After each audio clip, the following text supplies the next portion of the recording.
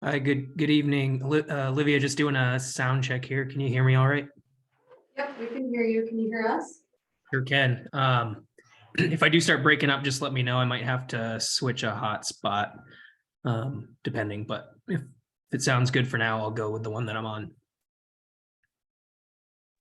Yep, yeah, it sounds nice and clear. Cool. So far in the room, we have Peter and Susan, and I think Okay. Jim's out of town. And then Larry joined us online. Okay, so we have 4.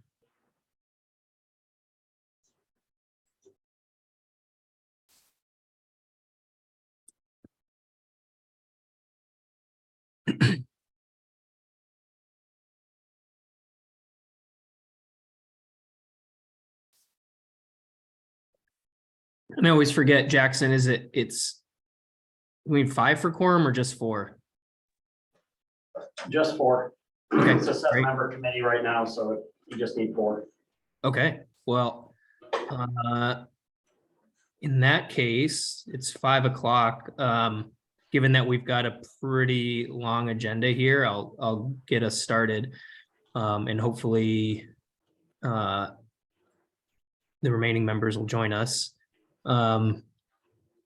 So yeah, 5 o'clock. This is Nathan Bells, chair of the Fast Planning Bicycle and Pedestrian Advisory Committee and I'm calling this meeting to order. So we'll do introduction of members. So we said in the room, Peter Stern and was it Larry? No, Susan Bissell. Oh, Susan. So no Larry. No, Larry. I see Larry just joined. Yeah, I'm on. There we go. So Larry and myself. And then for fast planning, I see we've got Jackson, Fox, and Corey and Olivia, and I'm assuming. Yes, Deb is here. Gotcha. Okay. And then for public attendees, I see we've got Stan Justice and Don Gatligan online. Okay, so if there's anybody else either on the phone or on Zoom or in the room that I'm not seeing, go ahead and either unmute yourself or speak up and introduce. All right, hearing none, then I'll move us to agenda item number 3, which is approval of this evening's agenda, January 26, 2023. Do I have a motion on the agenda? Is Peter move to approve? Thanks, Peter. Do I have a second? Yes, this is Larry. I'll second. Thank you, Larry. Anyone want to make any modifications to the agenda? All right, hearing none. Anyone anyone in opposition to approving tonight's agenda? All right, we'll consider the agenda approved. I also see that Kim Streeter has joined us on Zoom. We'll move on.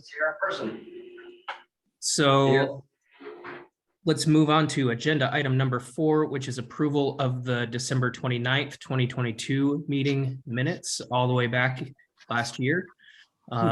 Those find that all on pages 2 through 6 of your packet. Can I get a motion on the minutes? Susan will move to approve. Thank you, Susan. Do I have a second? Is Peter will second. Thank you, Peter. Any discussion or modifications to the meeting minutes from December 29th?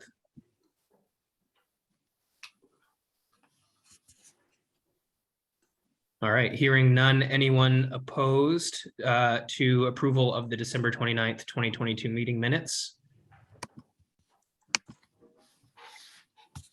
Hearing none, we'll consider the meeting minutes approved. And then also I see that Olivia typed in a note that Travis Nybert has also joined in person for a member of the BPAC.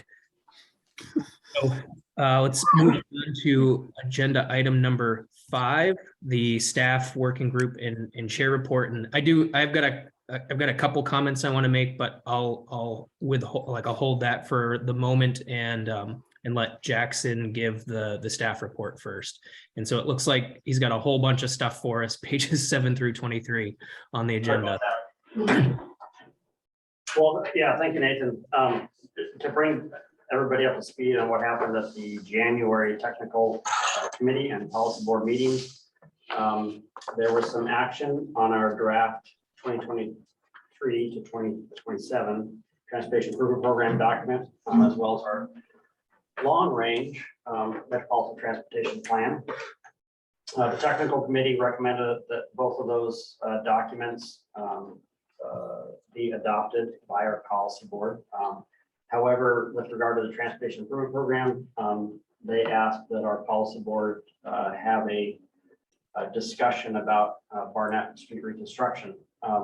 And not that we have funding at this time to include that in our funding plan, but for the board to reconsider adding it back into our funding plan as what we call an illustrative project. So it's in there as a placeholder should funding become available to kick off a design effort to take that to construction.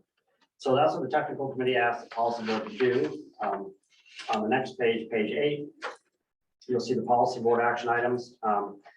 They did make some motions to approve these two documents, but postponed approval of those. And those were postponed at the request of the Federal Highway Administration because they would like to see us adopt at the same time with these two documents the draft air quality conformity analysis. So we do an air quality analysis on all of the projects that we have in both of these plans to see if the vehicle emissions over time will fall in underneath the state's established motor vehicle emission budgets for our areas, for a non-attainment area. So they postponed those two items, but that draft air quality analysis is out for public comment through February 21st and can be downloaded off our website.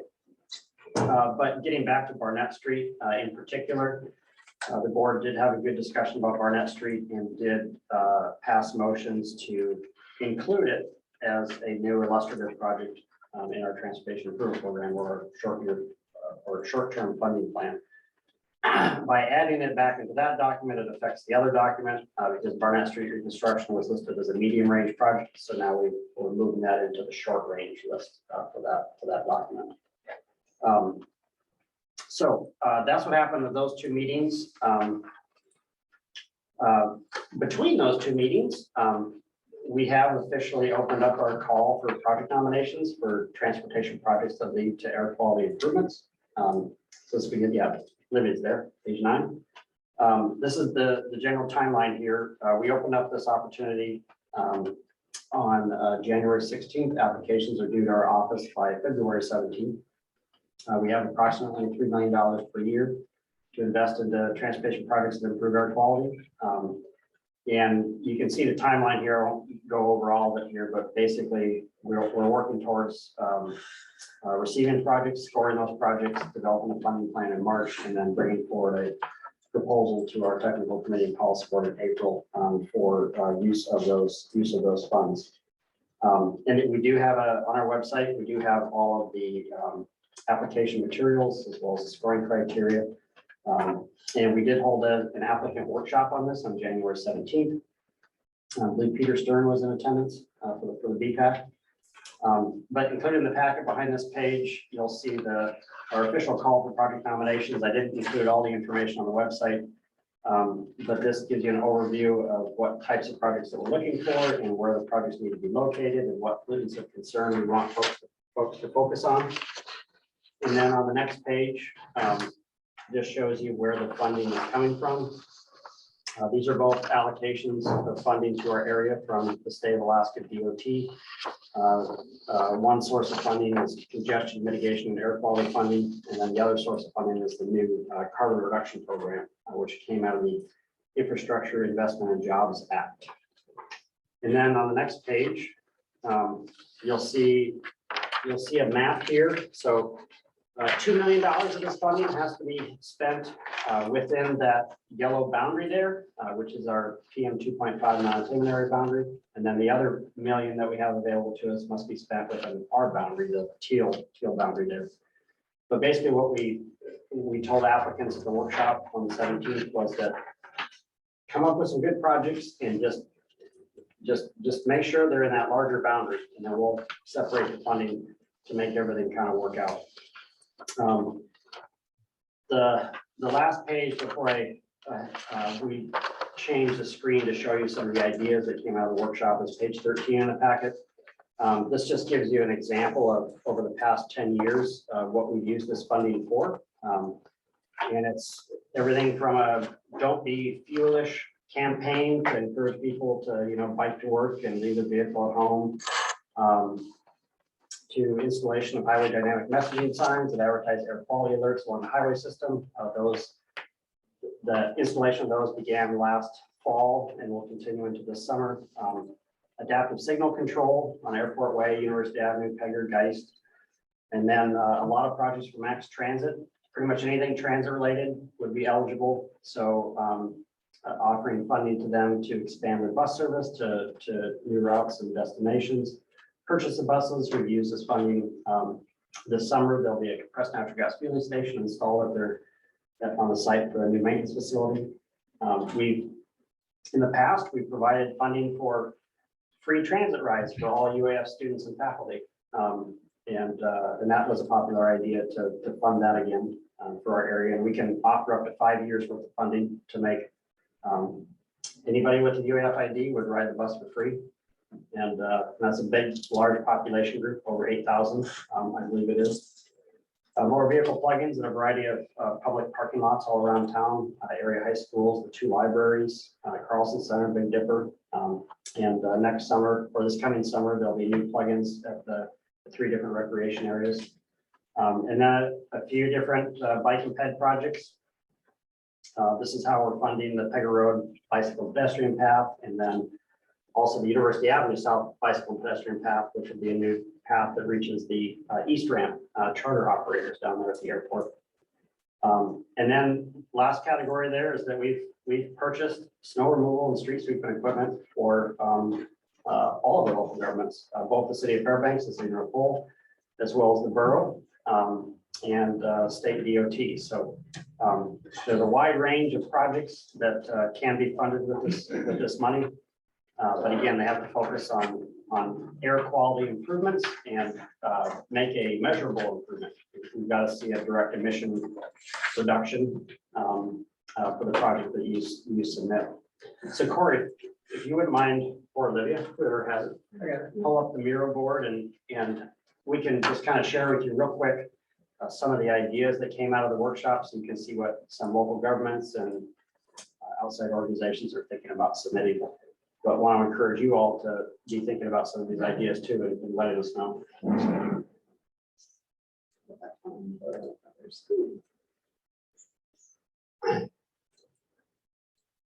Okay, so during the workshop, Corey had a Miro board running. So we had a bunch of different categories of projects and had a bunch of sticky notes in there. We're not going to go over all these, so I just want to highlight a few. Oh, is Zoom still on? Must be. Yeah, that was Corey's Zoom, quit unexpectedly. Try that again. And it still works. Well, as they get this back up, I guess we'll just start listing some of them off. One idea was an eligible project would be a roundabout in front of West Valley High School. So not on Geist Road, but on their interior circulation roads. Yeah, Corey can zoom into a picture of where that will be located there. So this is a project that reduces congestion, improves traffic flow. So roundabouts are specifically eligible for this funding. 2 different locations people were thinking about was in front of West Valley High School and another one at the Carlson Center, where I think it's 2nd Avenue in Wilbur. There was also the idea of a roundabout at the Sheep Creek Extension and West Tanana Loop Road out near the university. That was floated just, yeah, it's on there. We just don't have a figure for it. On the freight side, there's a manual train switch on University Avenue where they have to stop the train, jump out, and flip a switch so that they can get on the track to go to the university power plant. And we can provide funding to automate that train switch. On the transit side there, we could expand their services to weekends, Saturdays, Sundays. We could expand their service to reach Esther, Eielson. This is all contingent upon, of course, the Max Stranded getting drivers to operate those routes. But we can provide funding for expansion of that service, paying the bus drivers, paying the maintenance of those vehicles. They have enough vehicles that they're purchasing in the queue, that they have enough vehicles in the stock right now, but we can pay for their operations to do those. Bike and ped facility programs, specifically eligible are bike storage. I don't know what you call them, boxes. Bike locker, Bike lockers. Yeah, there you go, bike lockers. I think the airport has one. Me and Corey were there this morning. We didn't even look. I didn't see anything, yeah. But I think they have one. We know the downtown parking garage has one now. But we can purchase those. If folks are interested, we can purchase bike racks to be installed anywhere in the city. Me and Corey are working on those the wayfinding signs for the airport. And we had a meeting with them this morning, so that's gonna be a good application that goes in to do wayfinding signs for the new bike ped path out there. What else we got, Corey? What am I missing? So, yeah, the second lineup of things. Let's see, there was some talk about potentially replacing garbage trucks as long as the fuel source that they're going to is cleaner tier. We talked a bit about trying to reactivate some of the carpooling and van pooling services that have existed in the past. And that could be purchasing the software to coordinate it or other resources. There was a talk about maybe some rebate programs for vehicle winterization. See headbolt outlets at various locations around City Hall in requested one. More on the kind of car sharing side of things. These are some of the different software groups that can help coordinate that. So you basically just get an app on your phone and sign up for the service, and then it would route match you with other people that are doing similar routes to you. Cool. A really big one is this diesel I&M facility and program, and Jackson can elaborate on that one. I never mentioned that. Anyways, yeah, IM programs are eligible for this. I don't think they're going to be politically supported here, but when you look at emission reductions, that's probably one of that if somebody like say the state were to say, hey, we want money for a diesel IM program for Fairbanks to help us, better meet attainment for the non-attainment area for air quality, that would have your biggest bang for its buck. So, and it could be, personal diesel vehicles, or you could just focus it on heavy duty equipment vehicles that run on diesel that would have to be certified each year or every other year. So anyways, it's an idea that I suspect we'll never get an application for, but EPA may force Fairbanks to do that at some point in the future, and we can provide the funding for it. So when it becomes required, we might pay for it, but we may not voluntarily do it. Yeah, and then electric vehicle charging stations. We know that the Morris Thompson Cultural and Visitor Center wants one in their parking lot, and they'll be submitting an application for that. But yeah, there are ideas for other parking lots around town for those charging stations, and we can not only pay for the charging station, but for up to 5 years, we can pay your electric bill for that charging station. So it's free when people use it.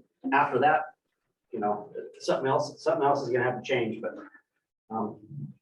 anyways, those are some of the ideas that came up. So something for you all to think about. If you got ideas, please share it with us. I do know that me and Corey and Olivia are going to be working on some project nominations. We're going to nominate to ourselves with letters of support from a sponsor, organization to kind of help this process along, because we do know that the application form is pretty technical, and we are offering in certain cases to fill out those forms on behalf of some of these community projects. So any questions on that before I turn it back over to Corey to talk about Turner Street? Was the Hager Road path you're talking about? You said it was on the east side, The east side, yeah, that's already funded. Yep. but that's the one that's the new Pioneer Park. Mhm. Okay, And we're gonna delay that until our airport Hager Road intersection study is done. But that one. okay, so it's already funded, but the money can just wait until it's. The money can wait Okay. until it's ready. Okay, so we'll go back to the packet then, I guess, page 14. And we'll have Corey give you a brief update on the status of some concepts that are being created by the Project Enhancement Committee for Turner Street. So maybe if we just zoom in on that first statement. Sure. This is all new material for this group, correct? I believe so. Okay. So this is a project that Sue Sprinkle brought to the attention of the Project Enhancement Committee. The charge of that committee is to, under normal circumstances, try to improve ergonomics or the aesthetics or other elements of pre-existing projects. And this is an example of one that they're bringing to the table outside of that process. Sue Sprinkle has an interest in trying to identify underutilized areas, blocks, parcels within the borough. Turner Street is a series of sort of remnant right-of-ways, with the exception of one chunk that I'll point out, that we're targeting for different possible future uses. So we've done some investigations on what those could be, and I'll talk about it in a second. But you know, just reading the sentence out loud here, and you guys can kind of listen. The statement of intent here is that Turner is a neglected remnant road in the Fairbanks downtown core, comprised of 4 segments running north to south and west of Cushman. It is a patchwork of uncoordinated use and ownership. With attention and investment, this underperforming, underutilized street could become a multi-use corridor and more broadly a catalyst for urban renewal.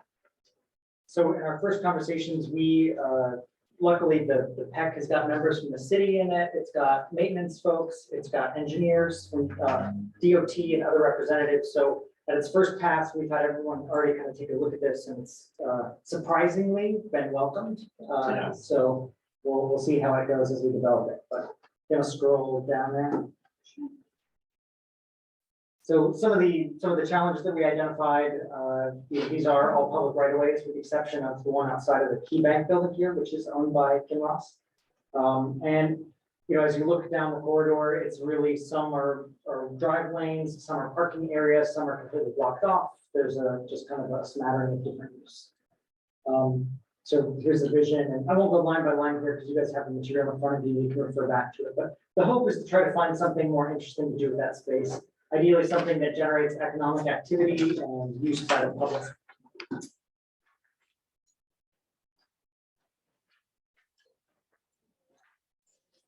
Yeah, can you go to the next page? So here's a view of the corridor up there. You can see kind of where Olivia's mouse is, all the way up there, the Key Bank beige building. That is the segment of Turner that is privately owned, but every other block south of there is still public right away owned by the city of Fairbanks. Next. The group kind of brainstormed and did a lot of research about other public spaces, focusing specifically on ones in northern climates, just so that we can kind of prove out that these concepts are actually in use. But you can see some of the themes that were looked at there highlighted. So light, you know, something that is heavily deployed in winter cities because it's so much of the day is actually dark. Seasonality, there's a picture there of the Edmonton Skateway. Placemaking is the idea that you can sort of create a space that's unique. Think like Instagram, people want to take photos when they go to a place because it's something particular to that community. Color, plazas, trying to capitalize on seasonality, doing things like ice sculptures in the wintertime or outdoor dining areas in the summer. And pavilions and plantings of various types, in addition to kind of the color that is associated with all that. So those are some of the rough ideas. Now looking at the blocks, each one, in addition to kind of its use, also has a variety of challenges it's navigating. There's active loading zones on these blocks. There's building entrances, there are ADA entrances, which are especially critical. There's sidewalk driveway cuts, there's on-street parking, and there's also parking lots in some instances. So those are the first two, and then you see a similar kind of slew of elements on the second set of blocks, with the addition of the kind of parking area there between the two Charlie Gold structures. So in coming up with concepts for this, these are all really loose. They're all at the kind of design idea phase, but what is currently being taken approach-wise is thinking about these in terms of themed blocks that have some continuity. So in this, we're calling them linked plazas or corridor. And that each one of these blocks is then programmed with a specific kind of use, furniture, and activity. So working from the north to the south, I'll kind of read them out, but keep in mind that, you know, these are all loops, they can probably be interchangeable, and right now, they're just being designated this because of the geometry of those spaces and what was thought would fit best. So up at the top, we're calling the market piece, and that's designed to be sort of a space where you could have vendors do pop-up sales of arts or crafts or other things in addition to some seating. Second block is focused more on dining and would be something akin to a food truck park, which is kind of a new contemporary way to use these leftover lots like this. COVID really helped push, you know, the evolution of these types of uses because it provides really inexpensive, low overhead outdoor seating and dining opportunities. And it also brackets up against Bobby's, so there's you know, potentially some synergy there with those businesses. The next block down, pinned between the post office parking lot and the children's museum, we're kind of calling the play and experience block. It is the narrowest slot, so a lot of the activities that are planned for that, or the furniture that's planned for that, has to really work within that tight slot. And then the final block is entertainment, and it's one of the broader blocks. It's got space potentially for an impermanent stage, as well as outdoor seating and furniture. So some things to note before we go into each of these is that access and maintaining access both for fire and for maintenance and for loading and unloading is of the utmost importance to business owners. So that'll all be maintained as the concepts are evolved. Our next steps are to actually engage the direct business owners and get their kind of buy-in and their feedback and also their ideas for what they've been thinking about or considering for these spaces. And really impermanence is kind of the goal here, is that anything that's done to this can be readily sort of reconfigured or removed, so that if things aren't working, they can be adjusted into a better arrangement. So in terms of infrastructure and things being set in concrete here, there's very few of that being proposed. Does anyone have any questions before we go to the more specific examples? Okay, I'm gonna keep monologuing. So here's kind of the first segment. So there's some example images in the upper right-hand corner to give you a sense of it, but really the only things that are consistent from the top of the corridor to the bottom are, I mean, one thing quite literally would be some kind of paint is proposed. And that paint would serve a number of functions. One, it kind of enlivens the space. Two, as you cross the roads in between, this is considered a pedestrian corridor, a mixed-use corridor, that alerts drivers that are still moving east and west in those areas that there is additional activity crossing in those particular spaces. Another thing that is planned is potentially for some sort of vertical mast or element that could support things like solar shade that would provide shading in the summer months. This corridor doesn't have any trees or vegetation along it, but it would also give opportunity for hanging lights in the winter months that would help, again, just reinforce this space as being a continuous corridor. So you can kind of see some cartoon versions of those in the lower images down there. This one, again, is kind of focused on this idea of markets or maybe outdoor stalls, or potentially a place where you could park bicycles. When people arrive on site, they could park bikes here and then walk around downtown. It's intended to be a more high intensity use by non-motorized space, and it's kind of a point of arrival. And small there that you can't quite see, or maybe you can zoom in, Olivia, on the number one, is the idea of potentially having a gate or something at both the north end and the south end that would let people know that they're entering a different type of space. So there's precedent for this at lots of cities around the US, but it may be wayfinding, and maybe information or historic exhibits about the town or this particular area, but it's also an opportunity to do signage and seasonal information. The second segment, the food truck park, again, is pretty minimal infrastructure, no real changes proposed to the road necessarily. It's sort of designed that you could pull food trucks in and bracket the top and bottom of this. And then throughout, you have furniture that can be functional in both summer and winter. So in the summer months, imagine maybe umbrellas over these kind of planted areas. And then in the winter months, the umbrellas could go away and they could be used as outdoor fire pits, kind of like you see at Hoodoo and some other venues around town. The seating, same thing, is sort of mobile and movable. And then this might be an opportunity to do some semi-formal bathroom structure. So that number 2 there would be an opportunity to do either self-contained restroom facilities or tie into utilities in the ground at a future date. Isn't the ADA entrance to the courthouse on that side? It is, yeah. And with the road there, I mean, you've got access to unload right Yeah. at the entrance, so you're blocking that off. Well, not necessarily. The furniture could be weighted to one side or it could be movable, but yeah, keeping a lane there so that you could have vehicles pull into that and drop off. But in this particular arrangement, the on-street parking wouldn't remain in that space. It would turn into almost more like a plaza or piazza. There's mixed vehicle traffic and people. But yeah, that's a good point. And additionally, there's a lot of utilities under this road. So any things that get put in, again, we're trying to avoid planting trees, other things that are going to get ripped up or might have to be removed if they have to get access to the utilities or corridors underneath the road there. So there's a lot of sensitivity to that, as well as right of ways. The Children's Museum, I know, is already somewhat actively using this corridor, but this is proposed to use it with a bit more intensity.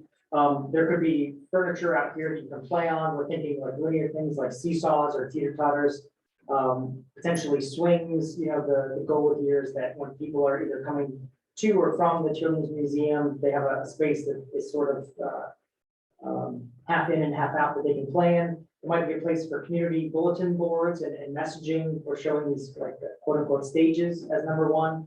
And then another thing that was sort of attractive to some of the PEC members was number 5. You can see sort of a public art piece or a sculptural piece.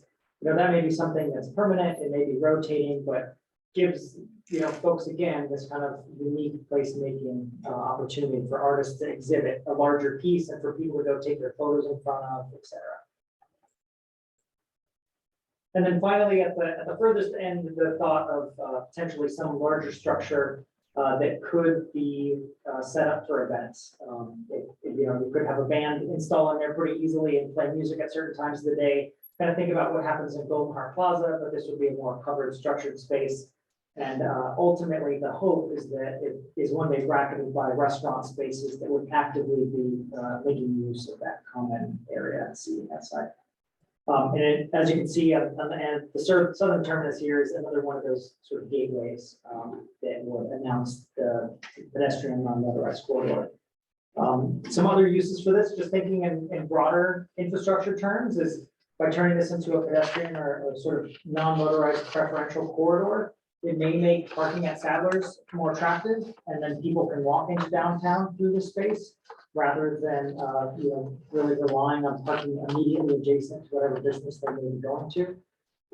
So the hope is to concentrate pedestrian activity in this area and allow businesses to benefit from that. And that's where it's at currently. The next steps are really to start speaking with the business owners directly, and we're doing a bit of research on easements and right of ways and other things that might include certain types of uses.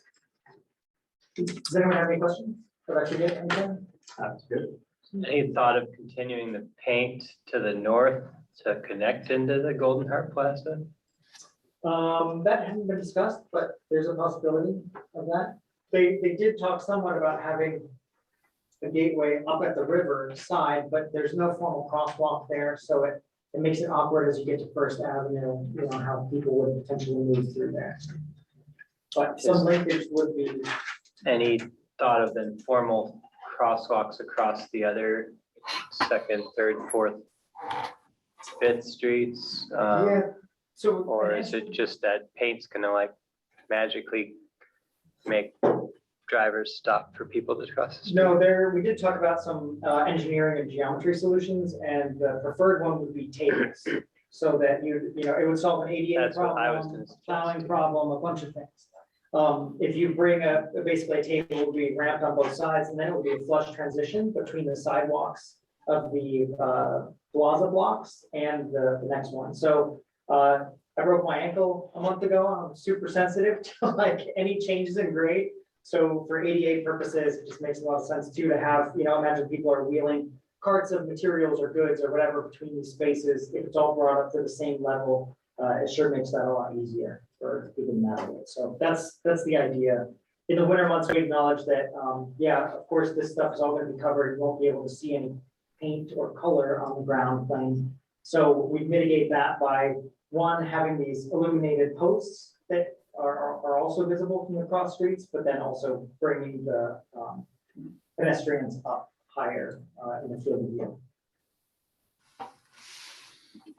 But yeah, good question. So what is the Project Enhancement Committee? Do you want to do it? Sure. So it's a new committee. They've been meeting for a year now. They only meet quarterly. It's not monthly, so they're not as frequent as this committee. But their focus is to take road projects before they go into design and begin to identify some of the enhancements that could go along with them. It could be, pedestrian lighting, it could be benches, it could be landscaping.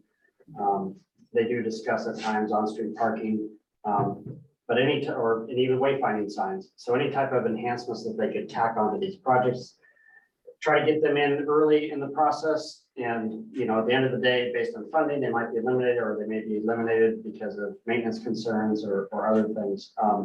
But the committee structure is interesting because we have about a third of the committee is graphic artists and architects. And then a third of the committee is engineers and a third of the committee is area maintenance managers. So you have the folks that are, in my opinion, the visionaries. And then you have the folks that, engineering wise can tell you what will work or what won't work or what is permitted, what's warranted, what's not. And they would know how to design it. But then you also have the people at the table that will inherit these enhancements and have to maintain them over time. So it's a really good balanced group that takes a look at some of these projects. So one big example last year that they looked at was the design of the airport Cushman intersection project that DOT is working on. And so they came up with that whole new concept for that gateway feature into downtown, that one group alone. And we were able to advance that to our policy board, and all three local mayors said, we want that. We want to get rid of DOT's current design and we want to do this instead. And DOT gave that to their consultant, and that's what is being designed right now, and that's what will be installed. So they're changing some of the existing and upcoming projects to point them in a little bit better direction than just asphalt concrete. Are those open public Yeah, meetings? just like these. Okay. And I'd add too that the PEC's focus is, because the kind of visionary side is sort of architects and graphic designers, it's really trying to enhance or magnify the non-motorized type things, the sort of pedestrian side and a more like urbanist type of treatment for a lot of these projects. So it's pushing back a little bit on the primacy of the vehicle and trying to, say, well, what's at the periphery? What does it feel like for people to be there on foot or on bike or whatever? So there's some overlap, I think, with this group also. Yeah, it's interesting that, like, I didn't really know what that committee did, so. I've attended a number of the meetings, and they are interesting meetings. A lot of good discussion there. There definitely is a little bit of overlap with this committee. I mean, I like the idea that they're looking at projects early in the design process, because, yeah. Okay, good. I'm gonna attend. When's the next meeting? Yeah. April. Yeah, So they're quarterly, so. they're on our calendar. And what was this Turner Avenue or Turner Street slated to be reconstructed? Not yet. It was included as part of our 2019 Green Streets plan. So we came up with some concepts there that were, it was a good starting point, but they wanted to take a look at that and kind of further develop the concepts. But also Sue Sprinkle, who's a council member now for the city, this was just one of these areas in downtown that she really wanted to focus some attention on. So we picked it up at her request, and the committee's around with it. But if I'm hearing you correctly, Jackson, there isn't a project to Travis's question right now for Turner Street. Correct. Okay. But if this concept gets further developed and supported, then at any time, the city can apply to us for funding through our transportation alternatives program and grab some funding to do some of these things Sure. in permanent, relatively low-cost features. Because this wouldn't be a reconstruction of the roadway, it would be kind of a repurposing of the roadway. Right. Is placemaking a technical term or an idea, a concept? What is it? Ice making? Yeah, placemaking. Oh, placemaking. Yeah, it is. It's a sort of a more contemporary urban design term, and it essentially means trying to augment a space and give it a particular identity, and make a space more unique. Something that you can only find in one space in the world, ideally. So I'm sure there's much more eloquent definitions out there if you Google it, but think like the big sculptures in Chicago or something that is just iconic. You're trying to make something that people associate with your community. Mhm. Yeah, and also to add to that, just from like the planning perspective of, it's like an effort in a community to draw more community members in, or basically tie people a little bit more emotionally to that space or that place. So another good example would be me and my wife hosted an ice luminary walk on the iceberg trails, and that's totally a placemaking event. Tons of people show up from the neighborhood, and it's not a guarantee that it's going to happen every year, but when it does, people are stoked. So another good example, Larry. Yeah, it can be temporal. Yeah. Doesn't mean permanent. Yeah. Okay, thank you. All right, any other questions for Jackson or Corey on the staff report? A lot of time. I apologize, Nathan. No, it's fine, because, well, and I'm gonna apologize because this part of the agenda is also slated for a chair report, and I don't normally take the opportunity to utilize that time, but I think I will tonight, and I'll try to keep it somewhat brief. I think the kids these days are calling it triggered. So I was a little bit triggered this week. I don't know if full triggered, and actually the discussion of Turner Street has actually calmed me down a little bit. But I want the rest of the BPAC committee members to be aware if you didn't see it. So I'll preface this by just saying that these are what these thoughts are provoked by, is that there were 2 pedestrian deaths in Anchorage just this last week. Both of them struck by automobiles, one of which was a hit and run, and one of which allegedly at this point is assumed to be as the result of an OUI. And so as I was reading the articles and some of the responses to this, an author who was writing about one of the incidents made reference to a term called motonormativity, which is what some British researchers are calling, and I'm going to read this verbatim because I would screw it up, unconscious bias rooted in the cultural assumptions about the role of the private car in society.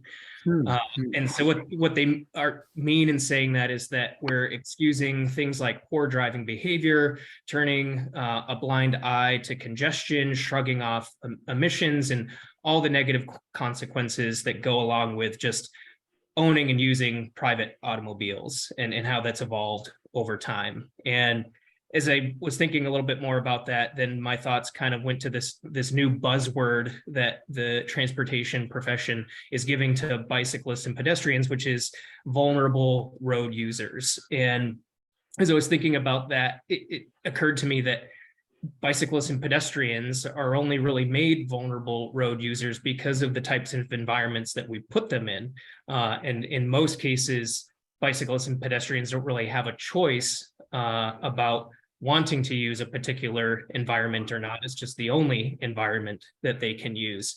And so then I was thinking about Fairbanks and different places in Fairbanks where that might happen. And places along Airport Way where if you want to cross Airport Way, you've got to go 0.3 of a mile out of your way to go up to the next intersection, and then 0.3 of a mile back, which would be 7 extra minutes per trip, and 7 extra minutes in vehicle terms. If we assume 45 miles an hour would be about 5.25 mile detour for an automobile at 45 miles an hour, which for most intents and purposes in the engineering world is considered to be unacceptable, right? Ask Pam Golden at DOT, and she'd say engineering standards say we can't have a 5.25 mile detour for cars. But for a pedestrian, we're saying, hey, that just comes with the package. Or if you live on, and I know there's a project, potential project coming up on College Road. If you live on Pioneer Park or Caribou Way and want to get over to the farmer's market, then you would need to walk 7/10 mile out of your way up to Aurora and then back 7/10 mile, just so you could use that crosswalk. So it's 1.4 miles total for a one-way trip, which if you're using the AASHTO Green Book pedestrian speed, that's roughly 34 minutes. And then you'd need another 34 minutes to get back. So what do people do instead? They just hop curb to curb outside of a marked crossing. And so if they get hit by a motorist, then it's their fault, not the motorist's fault. But that's just the environment that the pedestrian was put in. Or this morning, while I was driving into town, saw a child walking in the shoulder of Farmers Loop Road, which I was presuming she was on her way to school at Pearl Creek, but walking in the shoulder because the snow was too deep on the path for her to walk through. And she was bundled up so tight, you could barely see her eyes. And it was not cold this morning. And the only reason I can assume that she was bundled up so far was that she was just getting belted in the face from all the snow that was getting thrown at her from the cars driving by in the lane and all the vehicles whizzing past her. And I would bet that half of them didn't even know she was there because you could barely see her. And then I thought about Stan Justice, who's with us this evening, and how often he has to come to our meetings. Virtually every month he comes and tells us how one of our most highly used paths in the borough is either buried in snow or has a communications junction box installed in the middle of it, or that a bicyclist gets struck by a dirt bike, an off-highway vehicle on a separated path, and troopers don't give a citation. And then all the misinformation that surrounds the recent changes to our administrative codes and off-highway vehicles, and how often I'm now seeing snow machines and off-highway vehicles on sidewalks in our shared use paths more than I ever have before. And I used to complain about it before. And so then I'm thinking, well, maybe for that reason alone, bikes and peds in Alaska and Fairbanks specifically are perhaps more vulnerable than they've ever been before, because the spaces that were once reserved for just non-motorized transportation no longer have that guarantee. They're no longer just a non-motorized space. And I do get that there's fiscal and staffing issues that are facing us right now for a lot of these problems. But I get frustrated, and we had it, Jackson's probably going to give a recap of this momentarily, about one of the BPAC working groups on the bike lane signing and striping pilot project. But that we hear people like Jeff Jacobson say, like, I don't think we should do this because someone on a bike might get hit by a car, or we can't do this because we've got nowhere else to put the snow, or DOT says that they're going to add a widened shoulder for bikes, but then they never sweep it, and then they just fill it up with the snow in the winter because there's nowhere else to put it. Or in this, I know we do a lot with CMAQ money, and I'm very impressed by the diversity of projects that we do with the CMAQ money, but doing stuff like headbolt plugins when we know people are just going to idle anyway, and start their vehicles in excess of 30 minutes before they leave, or don't turn them off at all, like go into Fred Meyer's for an hour and don't turn them off. And then, and maybe Jackson's going to tell us about, I saw, Jackson, there was an article in the News Miner recently about the potential disapproval by EPA and what that means for our TIP funding, which could be really, really bad. Like, that's not a good thing. And so I'm seeing these things mounting as like just a big middle finger to those of us that are trying to be part of the solution and not part of the problem. And I'm probably, I know I'm speaking to the choir here, or preaching to the choir, because a lot of us in this room know that people, like, there are many people who want to choose, who want to choose healthier transportation options, people who see a lot of value in walkable and livable cities. And it's like, it's almost like we got to get Fairbanks out of this 1950s mindset where people dreamt about how the car was the answer to everyone's problems and how the personal automobile was going to set us all free, because we know that didn't do us any good, and it's getting a lot of cities and a lot of really big problems. And I just want to see Fairbanks do a little bit better job at investing in people and not cars. I think if more people in Fairbanks were enticed to walk or bike or take transit, then it's going to be better for everyone. And I was trying to recall how long I've been on this committee, and I haven't looked back into my notes to see when I first joined, but I know, and in saying that, I know there's no silver bullet that's going to fix all of these issues or give us magically overnight a complete, connected, safe, and well-maintained bike and pedestrian network. But I am encouraged by thinking about what, like the day I first joined the Bike and Ped Advisory Committee, and knowing that back then there is no way we would have gotten a bike lane signing and striping project through, let alone like even gotten a bat of an eye or a meeting with city and state maintenance directors for doing that. And I also appreciate the letters we've been writing to put pressure on the technical committee, the policy board, our local leaders about what it's like to bike and walk in this town, and how the facilities for doing that just don't exist or just are in dire need of upgrades.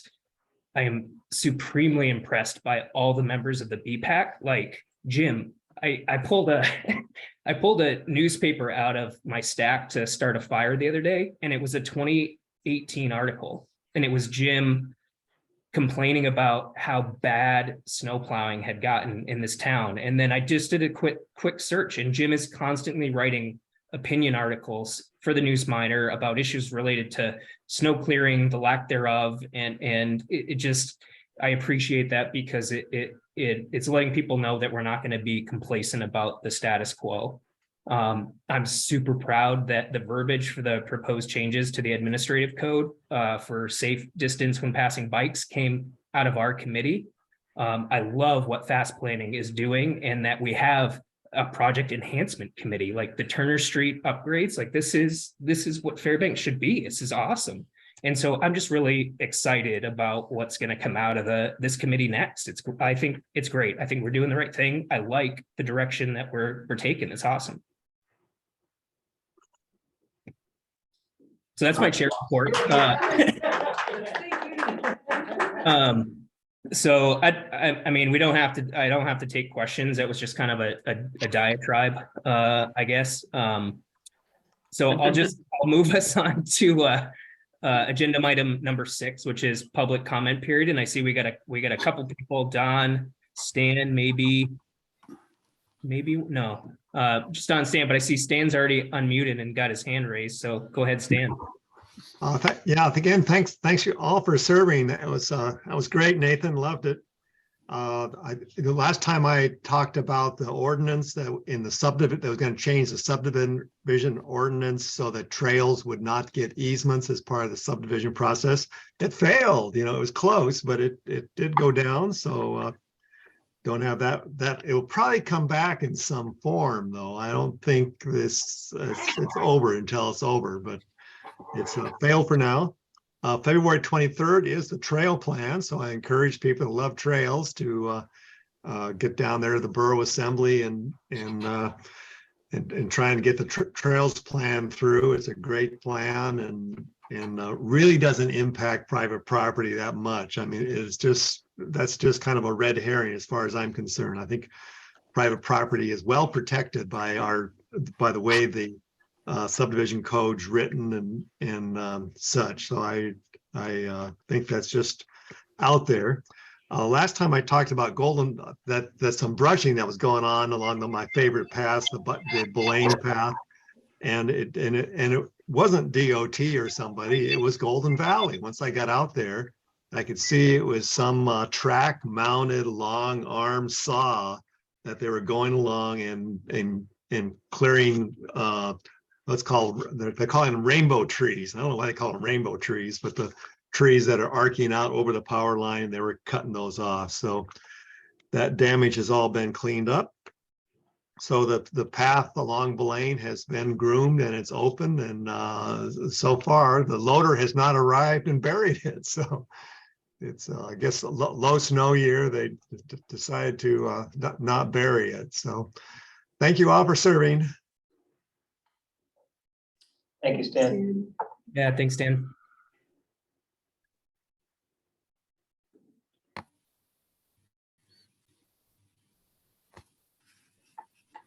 All right, any other public comments?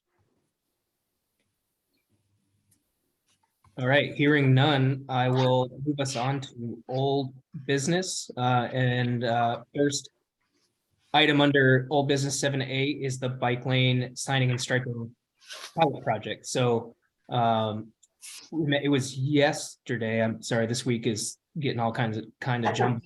I believe it was yesterday. We had a work session with the city of Fairbanks to look at that initial bike lane network. So I'll hand it over to either Jackson or Corey, I think, to give a summary of that meeting. Maybe Corey and Olivia can provide a better summary than me, since I had to step out for a phone call for about half of the meeting. Oh, okay. All right. So But Corey, yeah, I guess the one thing I want to mention is that I think we did make some progress at that meeting. The city seemed open to some of these ideas for potential roadways to try out some sharrows and some bike lanes, and also some contra bike lanes, and potentially even a bike box out there. It is our intention to send out a doodle poll to schedule a second meeting with the city to kind of further revise these concepts, but perhaps Corey and Olivia could go over some of the roads that you guys all focused on. And we'll try to keep this brief since we've got many other things on the agenda. Yep, so like Jackson mentioned, we recently had a conversation with the city about this, trying to get kind of buy-in and flag any early issues that they might find. This is a pretty messy map, but essentially what you're looking at is the pre-existing map, as well as some iterations of bike lanes that would go over top of it. I'll scroll over to a much cleaner map that Olivia put together. But what we're looking at is a sort of limited first phase test of this.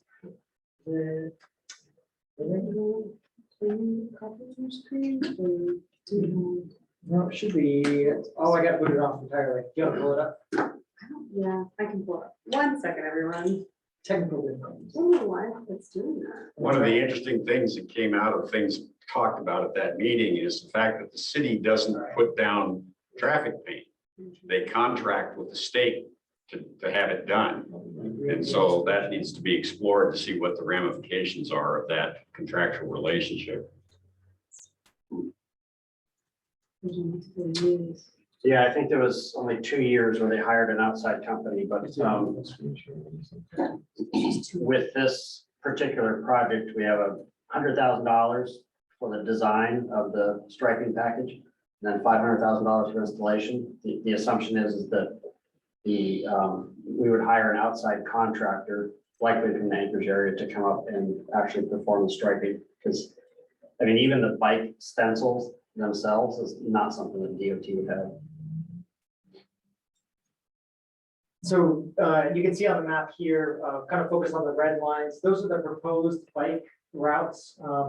We talked with the city about the different potential ways that those are marked. There's only a few roads that really qualify for separated bike lanes because they exceed the threshold for minimum number of vehicles. Sorry, my computer keeps. Yeah, Olivia will pull it up and I'll kind of talk through it. But essentially, we talked with the city about 3 different types of bike lane or bike treatments. One is separated bike lanes, another is sharrows, and then a third possibility would be contra bike lanes, which would be the 2 lanes consolidated to one side of the road there.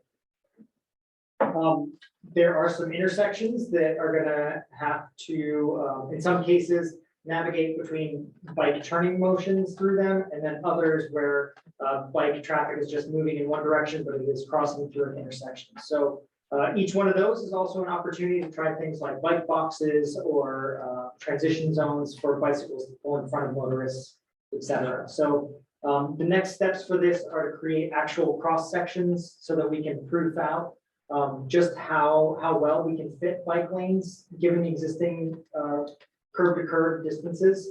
We are going to avoid any changes to the geometry of the road itself. We're not cutting out any curves or changing medians or anything of that nature. And we'll still be focused on paint-based modifications.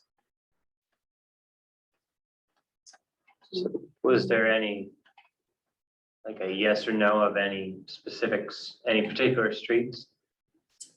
I think Illinois Street was the one that we might have the most difficulty with.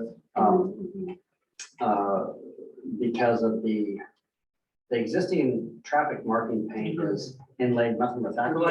So it's milled in, it's like an epoxy that they put in there. So in order to get a bike lane, we'd have to narrow up the lanes or narrow up the center turn lane. And since that paint is more or less permanent, we may not have room on Illinois to do a bike lane. So I know that came up during the discussion. And Yeah, Nathan reminded us that we all need to be looking for the low hanging fruit here, and if that's not gonna work, let's focus on other roadways, but where it will fit within the existing infrastructure that's there. some other things that were discovered is some of the exhibits that were produced in the PDC report, which was an appendices to the non-motorized plan. They're based on a different sidewalk configuration than what's actually been installed. This pre-existed some of those projects. So there are some places where the bike lanes may not be feasible, and we'll try to figure out some other treatment for those in those locations. At Cowell Street, the offset between the path on the east side and 10th Avenue on the west side poses a significant safety issue from the standpoint of getting people across Cowell's, and that's going to have to be thought out. See if there is a solution we can come up with, because you can't just lay down paint and put a crosswalk in there. Yeah, the other sticking point, which was the source of one of the comments I made a moment ago, was I think the idea of the contraflow lanes on First, and Jeff said that they just wouldn't be able to maintain that in the winter, to dedicate a person to clearing on the opposite side of the flexible bollards. But I don't know. I guess it's more of a question. Well, I don't know if it's a question for Jack, like whether the intent is for this pilot project to extend through a winter season, or if it's more like it's going to go down first thing in the spring, we're going to experience it through the summer, and then gain feedback as we hit fall, or whether we're expecting these to last for a whole year and through the winter season or not. Yeah, generally traffic marking paint doesn't last more than 2 seasons. I mean, in theory, it's bike traffic on these areas, it's not vehicle tires, so it should last longer. But yeah, if we're putting up, say, flexible bollards that separate the traffic from the contra bike lane, I would expect the city to go in there with a loader and just scrape all those off the asphalt before winter hits. So All the bollards. I don't think they would leave them up for the winter. So, but anyways, yeah, the idea is that it's kind of it's a 1-year demonstration. And then by year 2, the paint's basically worn off and we can decide whether to make it permanent or not. So, Yeah, I think that's the update. I don't really have anything else to add. yeah, so we're gonna send out a doodle poll to have a second meeting with them to kind of further revise these concepts. We'll have some visuals of those streets and the paint type and the width of the lanes, et cetera. Yeah, and the city won't get the money to begin designing this for a few months, like spring or early summer. So we have some time to give them a good recommendation here. So, And then Yeah. the goal is to have installation in 24, summer of 24. 24. Yes. Yeah, and though this is it's a working group comprised of like a subset of individuals from BPAC, and we had City of Fairbanks folks at the last meeting. That doesn't, I would assume it doesn't preclude any of the other BPAC members from attending those meetings as well. Right. Yep. Preferably the meetings to be scheduled more than 2 days ahead this Yeah. time. And I understand that it was kind of like Yep. Yeah, we the were doodle trying poll to ended and we just- wanted to get it done before this Yeah, meeting. exactly. Yeah. it's a little bit But I thought I would We'll do better next make time. it when I did the Apologize doodle for that. poll, but then by the time you sent out the result, I had already scheduled something else Yeah, yesterday, that's actually. Okay, that's all we got, Nathan. All right, thanks. So yeah, we'll look forward to the next meeting and how that one progresses. So let's, in the interest of time, hop to 7B under old business, the new airport path connection signage, pages 24 through 30 of your packets. Yeah, thanks, Nathan. So Corey here has really advanced the wayfinding sign package concepts for the airport and the new pedestrian connection to and from the terminal. And I'll have Corey kind of run through that with you briefly here, but I just want to make note that that we did send this early concept design to the airport last week, and we had a meeting with their staff this morning, and including a gentleman that's DOT maintenance, airport maintenance, the guy who actually plows the path out there. I saw The the new plan. path is plowed right now. Yeah, I It saw took it a little filed while, last week when I drove. yeah, by. it's plowed Same. now. Anyway, so we were talking to, the airport civil engineer as well as their maintenance staff. And they really like this wayfinding concept. They're very much in support of us providing funding and getting these installed on airport property. However, the only thing is they can't necessarily approve us putting these wayfinding signs in along Dale Road. That would be something that our next meeting is gonna have to be with Dan Shocker at DOT to see if we can get some signs in along Dale Road, which is kind of the rest of the corridor, but we do have support from the airport, and we will be getting a letter of support from them, so that we're gonna self-nominate this one to ourselves for funding, but with the letter of support from the airport to get funds to at least get all the wayfinding signs done between the airport and along Ween Lake Road, and then across Airport Way to Dale Road, and as well as a kiosk in the airport facility. And me and Corey were talking about kiosks on either end of the terminal that has a map that shows the pedestrian path, but also has paper copies of the map people can take with them, as well as like a QR code where they can write the map on their phone. So, but Corey, so do you want to have anything to add or talk about something kind of like the bigger vision for the signs? Yeah, I mean, just briefly, the high level overview is that there's a lot of people that are kind of organically making game trails to get over the hotel, and the airport wants to see that go away. So the purpose of this path and this wayfinding exercise is when people get off the plane, either at the Raven, sort of top terminal or from the main terminal, the baggage claim area, that people can readily find maps and signage that directs them to this non-motorized path. Jackson mentioned a couple kiosks. RJ with the DOT was pretty interested in that. So we'll be coming up with a design for both paper maps and a big, large sort of fixed object like this. The nature of the signage, as we kind of discussed before, if you can zoom out on that, is going to be pretty generic. It'll say things like lodging, dining, river access, etc. It won't get much more complex than that. It's really just intended to give people a sense of what some of their minimum distances are to these area resources. So the next steps for this project are to mock up some actual signs that are not mock up physically, but in a digital format, these signs, and then also place them just within airport property. And that'll be a second line of review that airport does. So yeah, if you zoom in there, Olivia, on that map, it would essentially end at the rapid flashing beacon that crosses airport there. That is the extent of their kind of control. And then as we get, like Jackson said, across Dale, then that's where we have to start talking to Dan Shocker about signage along that path. So as it stands right now, these signs are designed to be in the theme of the wayfinding that exists in downtown. That hopefully someday these will all merge into a much larger network of signage around the community. But for now, we're going for same aesthetic, but different materials, less expensive materials. So these show some of the features, and if you go to the next page, there's a list in the packet of some of the various sort of points of interest that we're anticipating adding to the maps. the paper printed maps. We can list the actual business name on a paper map, just not on the sign, because since we're no advertising state, nothing on the road right away.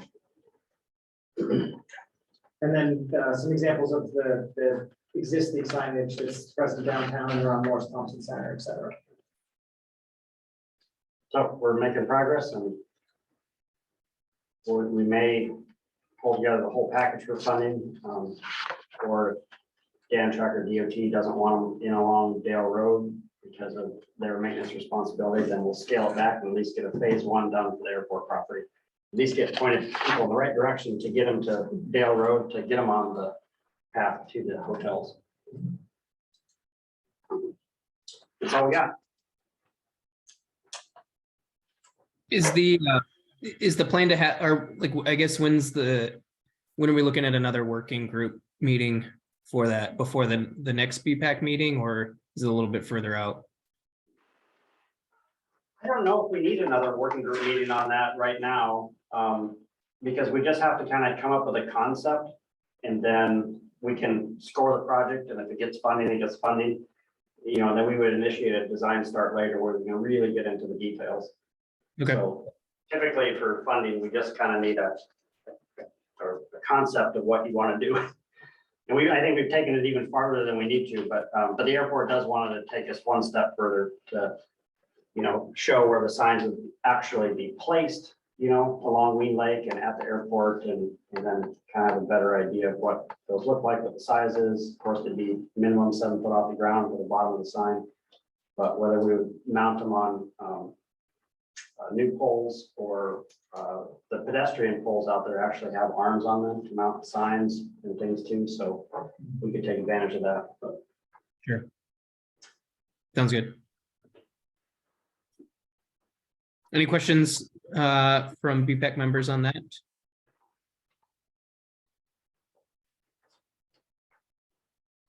All right, sounds quiet. So moving along to 7C under old business, the long and short range transit plan and coordinated human services transportation plan. This is an action item, and I think Olivia's already got us on page 31 of the packet. So if you're following along, pages 31 through 38, and I think you briefly introduced this last time, Jackson. So I'll let you take it away and kind of explain what you're looking for the BPAC on this one. Absolutely. So Corey has drafted a scope of services for the transit plan updates for the borough. This, of course, is a new function for fast planning to do the transit planning on their behalf. And we have about $500,000 right now to expend on a large consultant effort to update their long and short range transit plan, as well as their coordinated human services transportation plan. And so we had drafted the scope of work. We shared this with the borough's community planning department. Don, who's on the line here tonight, he provided some edits to us. We made those edits. We also, me and Corey had a meeting with Max Transit staff, including their director, and went over the scope of services in detail. They gave us some minor adjustments to that. And so all the edits have been made from those two departments. And we're ready now to take the scope of work through our technical committee and policy board for approval. If it gets approved next month, then within a matter of weeks, we'll have an RFP out to hire a consultant to begin this work. But again, as I mentioned at our last meeting, with us taking on the new transit planning efforts for the borough, this is going to be something that we hope that the Bike and Ped Advisory Committee gets intimately involved with. And so the hope is that you all in the packet have, or everyone here has read the scope of work in the packet, and we're open to any suggestions, changes to this. But it is an action item with the hope that you'll advance this to the technical committee with your recommendation for approval and any revisions or amendments that you would like to see to this. And Corey is on hand to answer any questions that you have about this scope of work here and what this will do for Max Transit. Thanks. Yeah, thanks, Jackson. So yeah, I guess we'll open it up to to questions and comments from BPAC members first.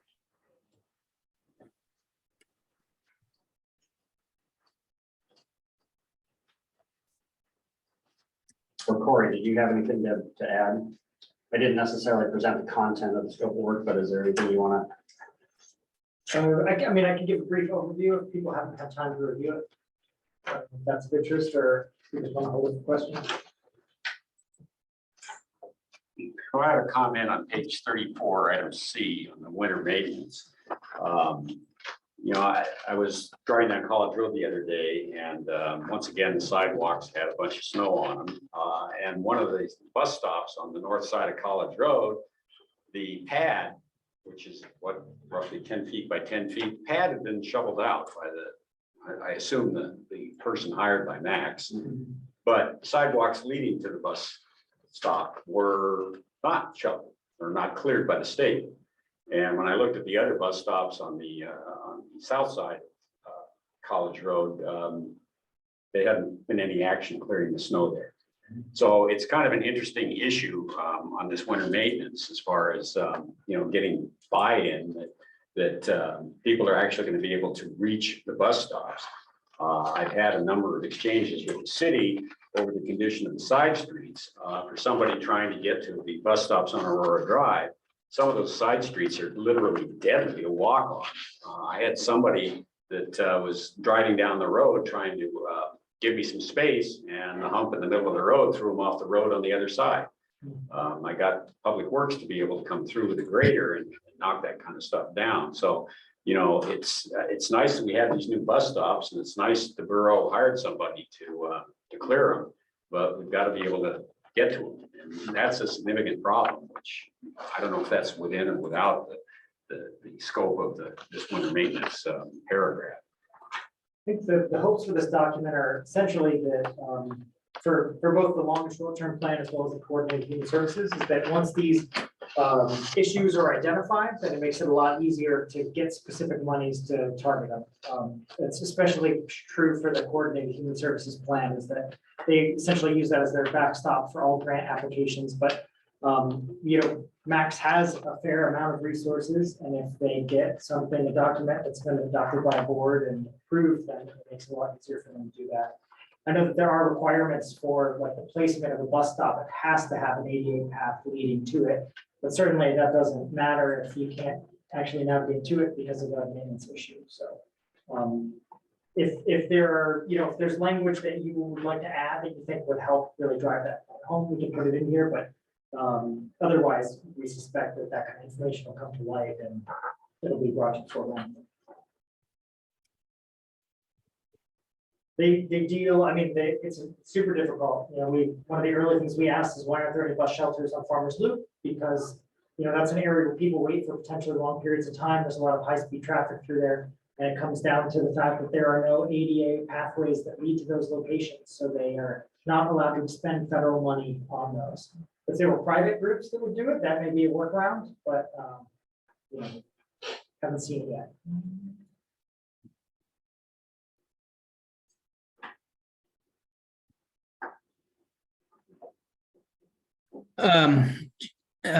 Jackson, so and I say this only because I used to serve on the Public Transportation Advisory Commission, and I think it was, if memory serves, I get members, or I get my Adams confused. It was Adam Barth who used to be led that effort, and then he left the state and another person took it on, and then as far as I know, and I reached out a number of times and it kind of just, I think, dissolved. And as I understand it, that advisory commission is no longer active. Is that correct?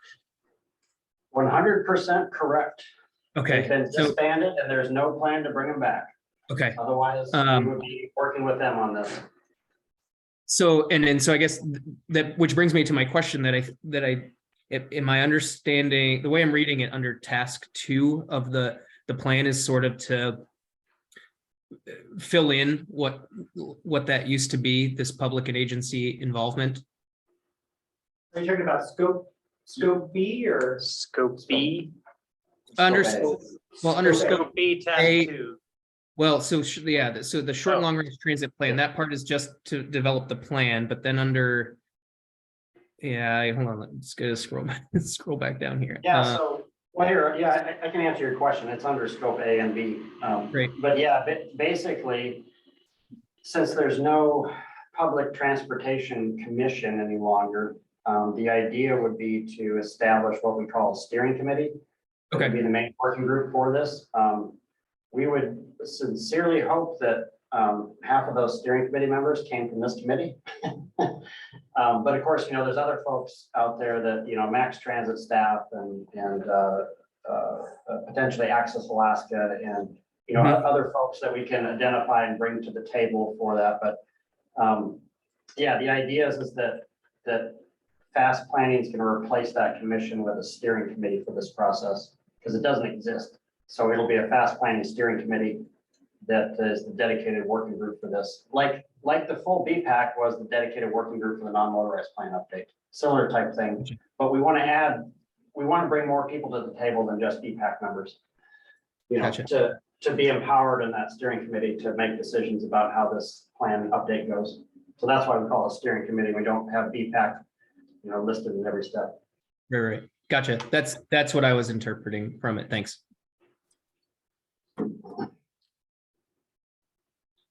For the public project website for public comments, is there any thought about making actually a mobile application for public comments? So I think people would be much more likely to make public comments if, like they go to a bus stop and it's not plowed, and then they can just open their app and make a comment.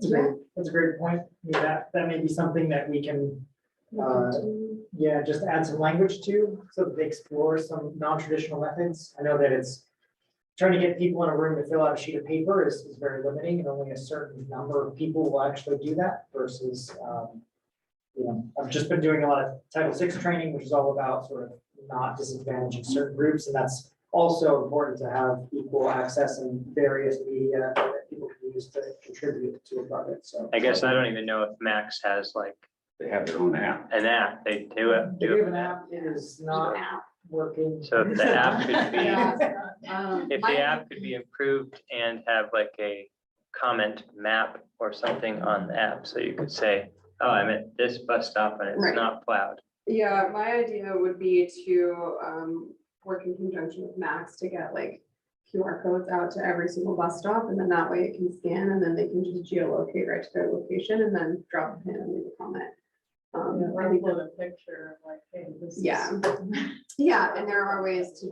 But be careful about making the assumption that everybody has a smartphone. No, I Because a understand lot that, of, a lot Peter. of Max A lot of people riders don't. probably don't. Yeah, but also there are a lot of cell phone providers these days that are just completely mixing like phones that aren't capable of at least of taking a photo and going to a website. So I understand that, but also if we have the opportunity to reach 70% of people who do ride the bus, like I'm gonna take that chance. But we'll of course, do print advertising and all of the other stuff. And we're planning Well, to you do could road also- shows too. I mean, you could also put if you have a QR code, you could also have a phone number to Yeah. call and like record a complaint too. Yes, I mean, we do that.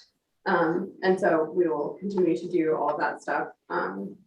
And everything that's listed in our public participation plan for the robust outreach strategies and more, one of which includes doing road shows. So we'll hopefully be setting up at places like Ivory Jacks, maybe the Golden Eagle and Esther, maybe the Mushrooms Hall and Farmers Loop, various locations throughout town to try and gather a lot of input and feedback in person. So definitely part of the Places game that are plan. both served and not served by transit. Yeah, exactly. Like, I think, Specifically not served, I guess. yeah, I think that was probably one of the bigger issues with the last like outreach effort when the plan was done. What was that, 13 years ago? I think a lot of it focused on areas where transit currently reached at that time instead of going beyond that boundary. So we're kind of like mixing lines in terms of outreach and just trying to get as much feedback as possible. And get the survey guys riding the bus and talking to them. Yeah, we're Ask them. planning to. Ridership surveys is pretty Yeah. standard now, that you get people out there, but then also getting management riding the bus, like anybody involved in funding, decision-making, et cetera. You want them to experience the system as someone that would wake up in the morning and commute on a bus or try to go to a doctor's appointment, et cetera, so.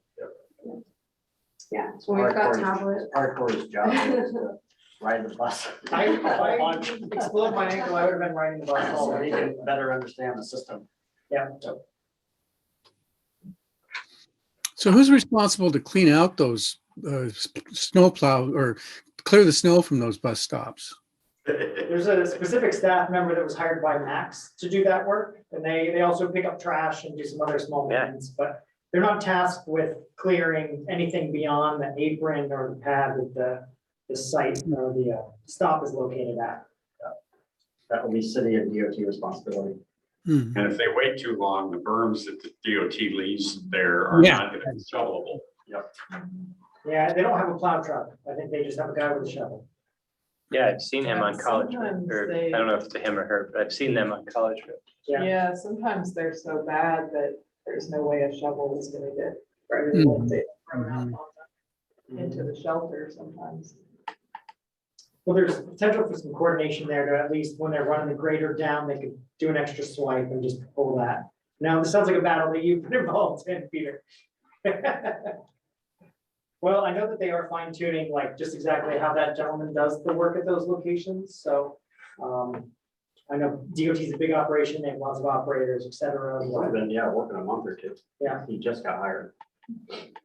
As far as I know, he doesn't have access to a plow or a holder or anything like that. Pickup truck he does now, Does the pickup truck have a blade on it? I saw it, the other That's day, fine. it didn't look like it. or didn't. They're supposed to have a blade on it, maybe just, they haven't got that set up yet. Anyway, That would help, yeah. So are we looking for a recommendation about this scope of work from the well, BPAC? our plan is that I'm gonna take the scope of work to the technical committee and policy board at their next meetings. And if they bless it, then we're gonna put an RFP out in the street. So. Yeah, I think. Oh, I was just gonna say, Jackson, I think what you're looking for from the BPAC is like recommendation to move this plan forward to the technical committee. So the motion would be something like, yeah, the BPAC recommends to refer this reach plan to the technical committee. right? Yep, that's what I'm looking for is if you guys think this is okay, give me authorization to move forward to technical and policy board, or state that you have no concerns with it, or state you recommend that they approve it and get the work underway. I'll make a motion to that effect. Yeah. Thanks, Peter. And I'll second it. I like this, the scope of work document. So, Great. So motion made by Peter Stearns, second by Larry Servos. Any discussion on the motion? So the motion would be to recommend to the technical committee and policy board to approve the scope of work as presented. How's that sound? Correct. Yeah, Sounds and I good. don't think even the Travis's comment about an app in addition to the website or what have you, I think those are all details that can be sorted later and not necessarily changes or modifications that need to be made to this document at this time. So There's a fair amount of wiggle room in the way that outreach is accomplished in these projects. So really the big things, the big ticket items are like the meetings that they're holding. You know, if you think that there are meetings that are not listed, those should be included.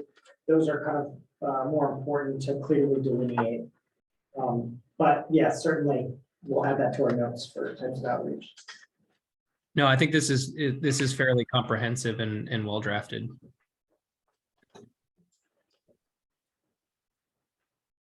All right, hearing no other discussion at the moment, I'll just ask, is anyone opposed to recommending that the technical committee approve this draft plan as written? All right, approved. Let's move on. So that takes us out of old business and into new business. Agenda item 8A is election of chair and vice chair. So it's that time of year again. Oh, we just did it. I know, it seems like a hang. I think Olivia, are you vice chair? Yes, she is. He serves, yeah, currently. So yeah, Jackson, you want to take the lead on this one? Sure. Yeah, this, per our bylaws, for each of our committees, we have to annually elect a chair and vice chair. And for options for chair and vice chair, you can pick members of the committee or staff. The difference between those two is that committee members, if a committee member is chair like Nathan, he gets to vote on everything, whereas staff, if we are chair or vice chair, of course, we don't get to vote on anything. Because we're not technically on the committee, we're just here to support the committee. But also the chair, like in Nathan's case there, as chair, he's not allowed to make motions. It's just the rest of the committee members that can make motions and do seconds. So you can pick whoever you'd like for these two positions. Like you stated, Nathan's currently chair, Olivia's vice chair, so she's the backup, and Nathan's gone. So the way we do this, we just open the floor for nominations for these two seats and see what names come forward for each of the positions. And if there's more than one person nominated for one of those, then we'll kind of do a show of hands for each person and see who wins. I don't think that's ever happened here, but Nathan, I think you can open the floor for, you can handle them separately. Open the floor for nomination for chair, and then open the floor later for nomination for vice chair. Vice chair, yeah.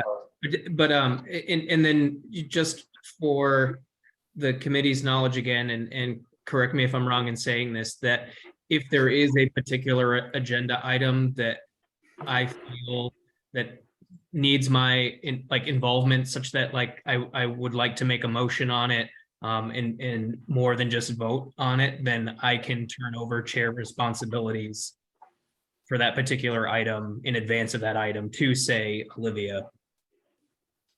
Correct. Yes, you can pass the gavel as chair so that you can make a motion if you feel a need. Right. Where does that rule come from that the chair can't make a motion? Some guy named Roberts. It's Robert's Rules of Order. No, it's not in Roberts. For small committees of 12 or less, the chair can make a motion. I mean, I can show. We follow the most stringent Robert's Rules. Don't argue with the lawyer. Yeah, it doesn't make any sense. with small Well, I committees. nominate Larry to be chair. Since he knows the rules. Yeah, Yeah. so I guess, having said that, I'll open the floor to, we'll start with chair. I'll open the floor to nominations for chair of the committee. Well, I'll nominate you, Nathan, for chair. No, darn it, Larry.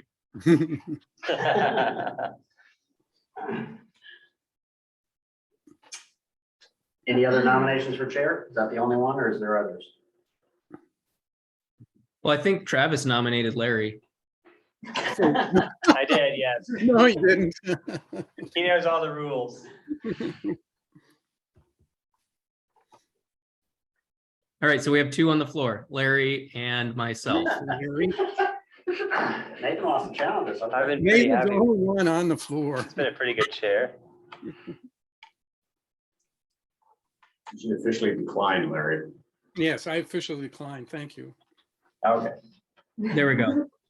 Any other nominations? I'm not going to decline. Good for you.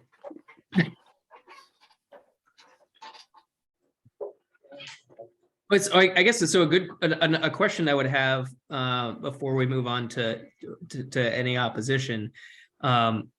How long do I have left on my current term, Jackson? I've just I've kind of lost track of when we've been reinstated on the committee and how much longer I can serve and how many terms and all. So Nathan, you're going to be turned off this committee in September of 23, so September of this year.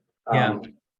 But I've got to look at the roles and responsibilities in the bylaws, because potentially you could be reappointed to a different seat, you know, by a different sponsor agency or something like that. So Sure. I gotta do a little bit of research as to what we wrote the rules to be. Right. And But yeah, that's yeah. fine. I just for the committee's knowledge that, you know, potentially come September, if I'm fine with taking on responsibilities of chair until that time, but that we might have to broach the subject again this fall. Yep. That's right. So that's fine with me if that's not an issue with the rest of the committee. So any opposition to the current nomination of myself continuing in the role of chair, at least till September? All right. Settles that. Nominations for vice chair. I nominate Olivia. I accept. Any other nominations?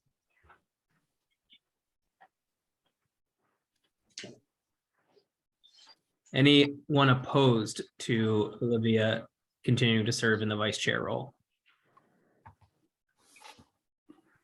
All right, hearing none, that settles that, and we'll move on to new business 8B, which is the Fast Improvement Program, which is another action item. So page 39 through 46 of your packet. And as you can see in your agenda, I think the idea here is to consider sending a letter to the technical committee and the policy board supporting what's laid out in the Fast Improvement Program. So Jackson, why don't you go ahead and introduce this agenda item? Sure. So this letter was drafted and included in the packet at the request of Peter Stern. Peter did make comments during the development of the 2023 to 2027 Transportation Improvement Program. Comments related to the lack of funding for the Fast Improvement Program in the last year of this funding document in 2027. And his desire to have at least $1 million in funding for that program in that last year of the funding plan. The reason it was left out during the development of the funding plan is because we're borrowing a bunch of money from that year to pay for Mini Street, which the cost estimate on Mini Street escalated from, I think it was originally somewhere around $8 million, but it's escalated up to $12 million now for construction, which is more money than we have in a particular fund category to get that to construction in a single year without borrowing money from a future year. So because of the size of the Main Street project, there was no funding that was allocated to the improvement program. And then Peter also provided comments at our last policy board meeting in relation to that, and it sparked the interest of one of our policy board members, Jerry Clearwood, to discuss this because the Fast Improvement Program is a very popular program amongst our local governments. So anyways, it's an action item here today to advance a letter to the technical committee and policy board to reconsider funding for that year to try to allocate some money to this popular program. And then if the policy board says do it, then I've got to shuffle some money around to try to make it happen. It will be difficult, but it's possible, but it may lead to delay of another project for 1 year, similar to the side project for 1 year. And I think it would be appropriate if Peter had any comments to make on this. Well, like Jackson said, I talked to both testified at the technical committee and at the policy board level, and then I put comments in the public comment period for the TIP amendment and for the MTP update. This is a critical funding area for us. 20% of the Fast Improvement Program money is supposed to be devoted to non-motorized projects. And as we found out when we sent a letter to DOT requesting that they prepare the Farmers Loop project by the university, and they came back and they said they don't have any money for it. It's going to fall to that area of the improvement program to be able to fund repairs on these kinds of path issues and stuff like that. And so I think it's critical. We have a backlog of paths that need addressing. And I think that it's important that we have money in the TIP every year to ensure that we can continue to make progress on this. The other thing that's driving this is, right now the air quality waiver issue is at the forefront, and technically it's not critical thing, but at the end of the month, it expires. And that is going to start a time clock that could lead to sanctions that could freeze the tip. Now, it's not likely that that would happen on that issue, but the bigger problem is the air quality dispute between EPA and the state, which could definitely have a long-term problem for us. So the goal here is to try and get money into the tip so that it's there should the worst case scenario happen and the tip gets frozen in the future. And we can still continue to make progress on non-motorized path repairs and construction.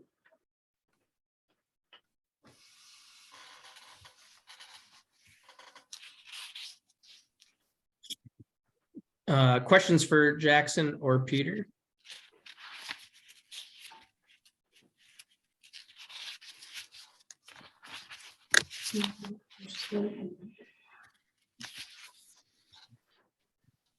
It says provide.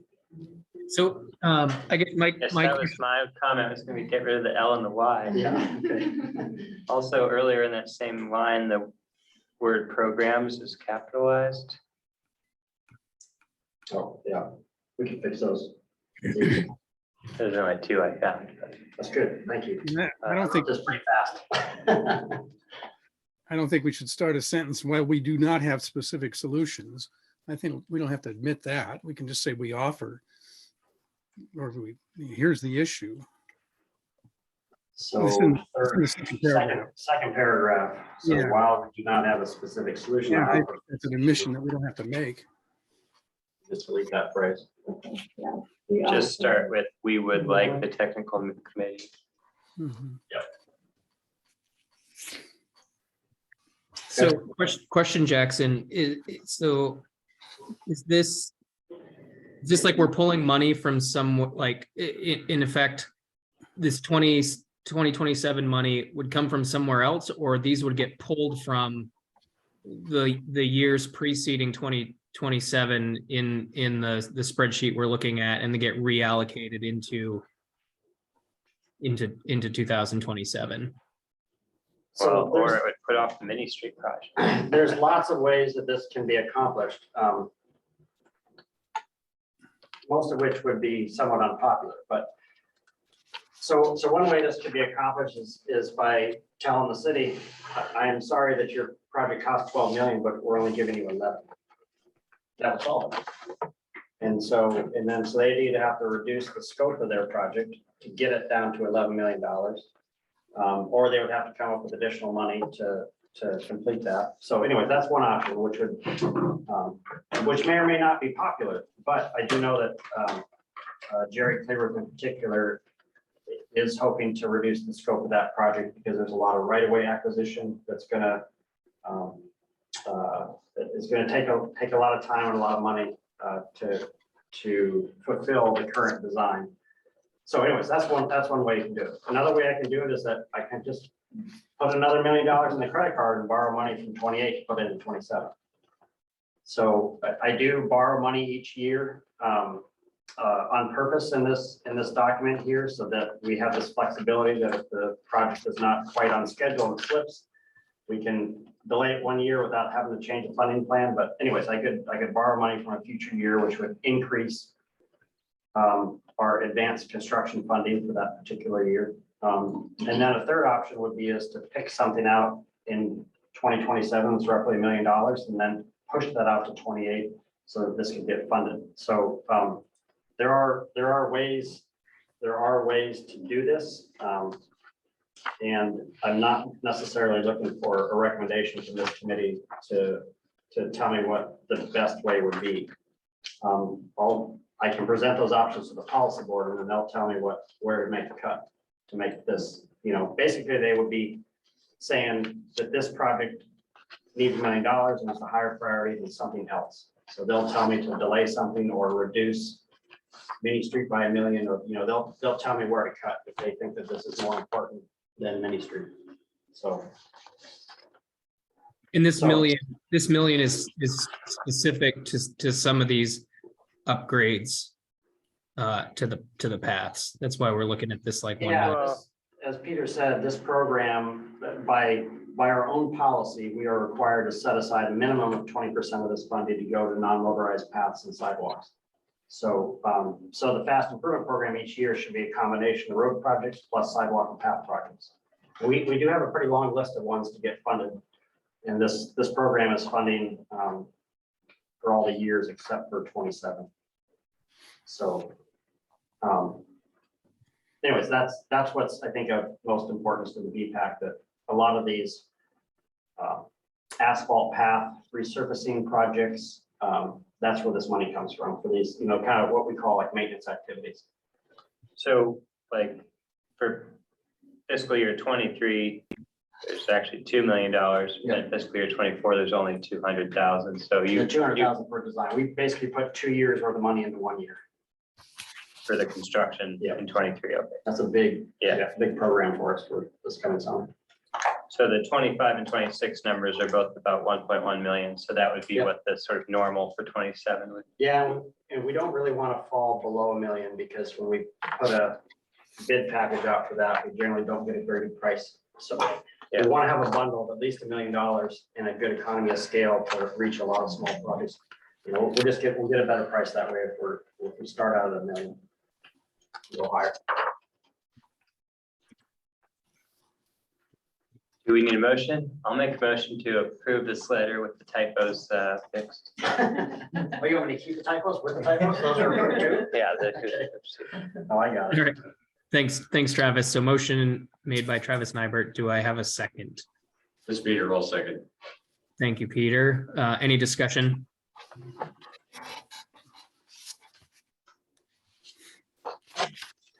All right, hearing no discussion. Is anyone opposed to approval of the letter as drafted with the corrections?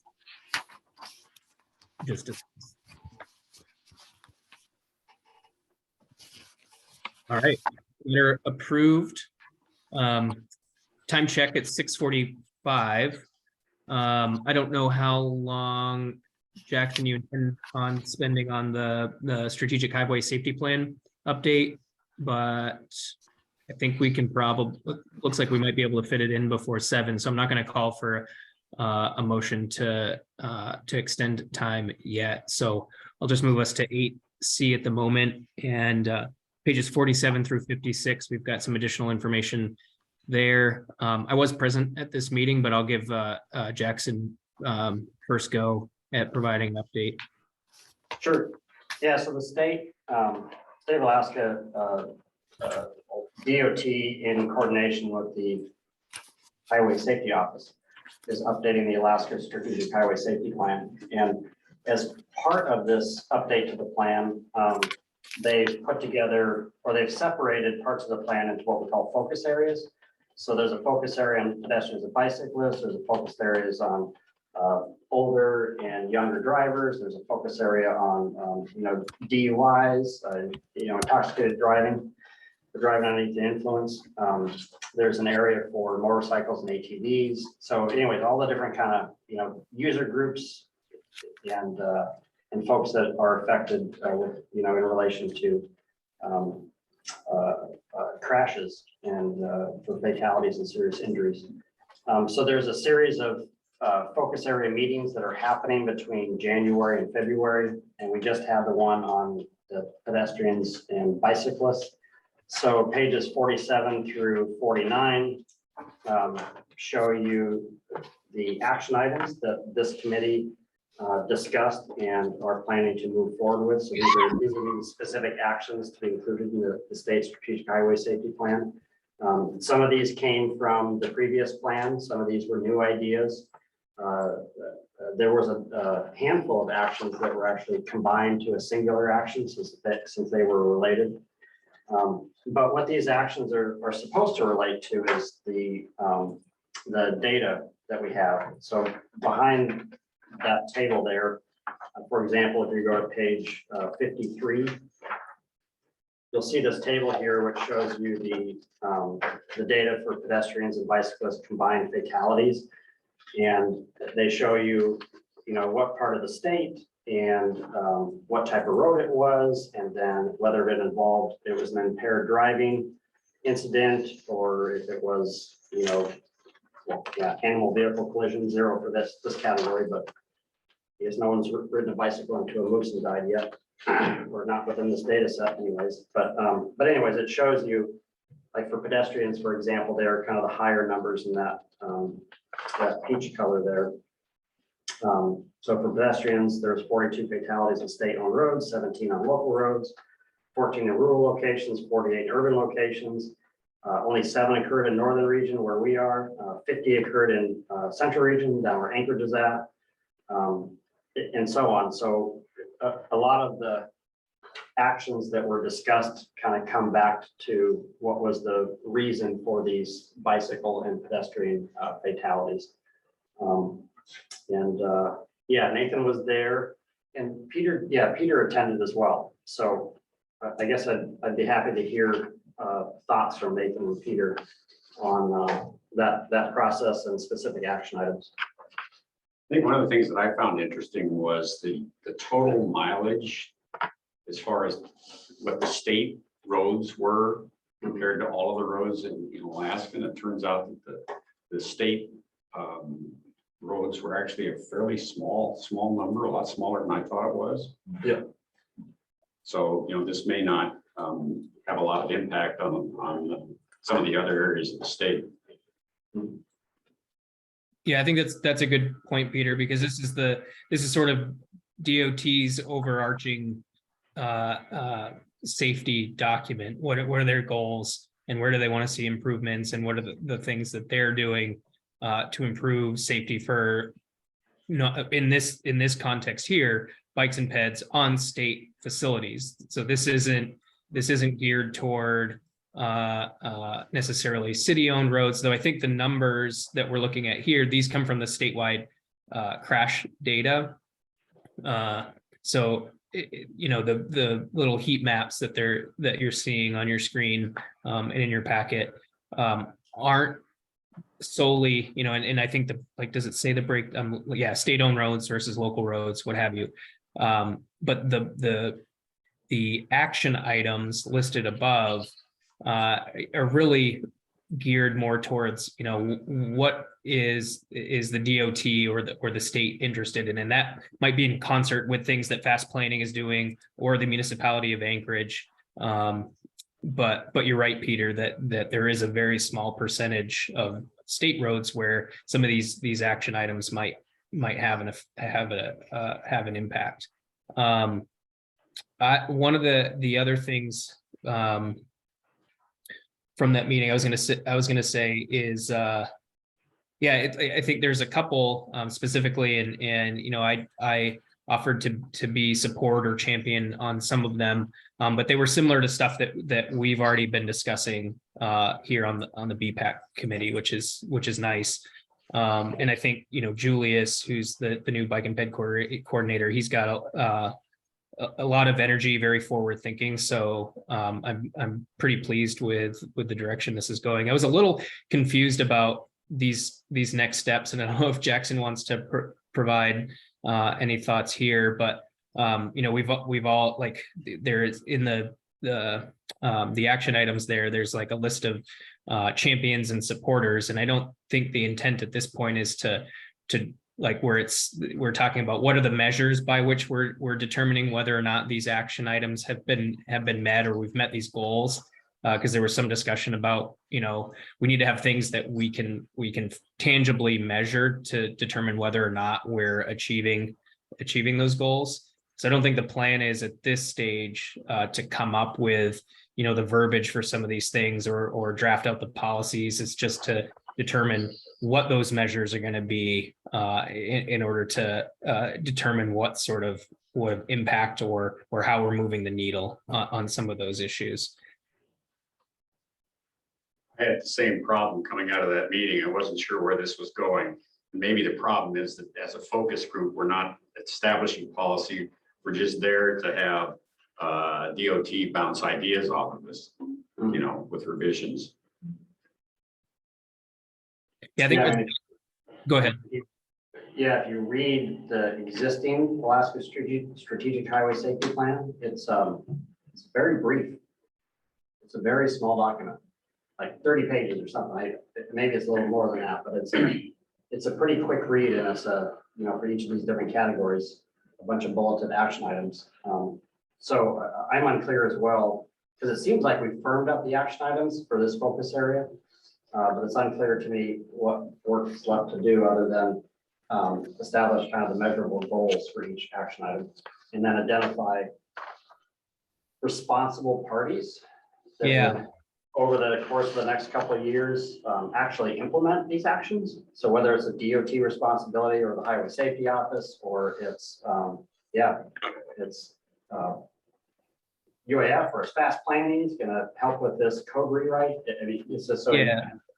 Or Department of Health or social services, or, that, and that's what I see in the old strategic highway safety plan versus the where we're at now with these action items is just sort of missing who's going to take these on, because I know that I have used the old strategic highway safety plan as a way of justifying a proposal or a research project that we're putting in.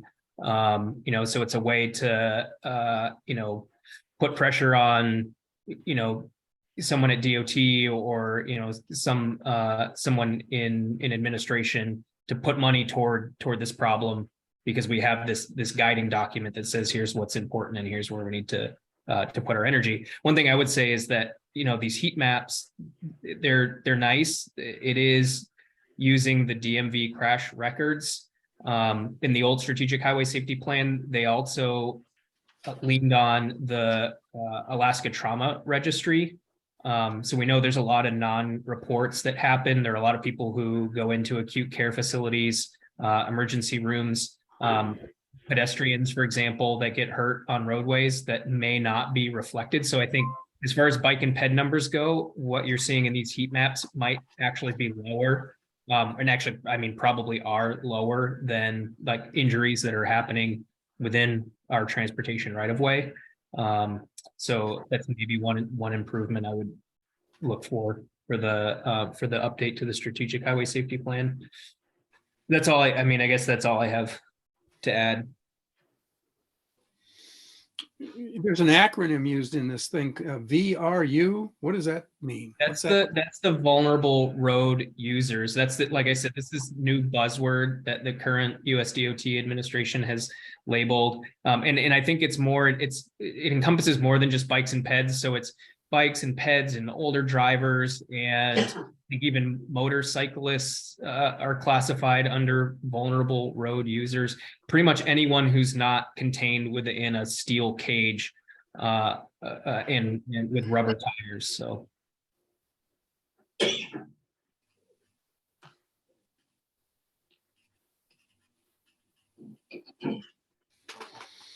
I guess, yeah, I mean, it's still kind of unfolding. There's another meeting slated for sometime in February, Ray Jackson. There is, I don't remember the date. Yeah. Yeah, we have older and younger drivers, I think tomorrow, and then early February is ATVs and motorcyclists.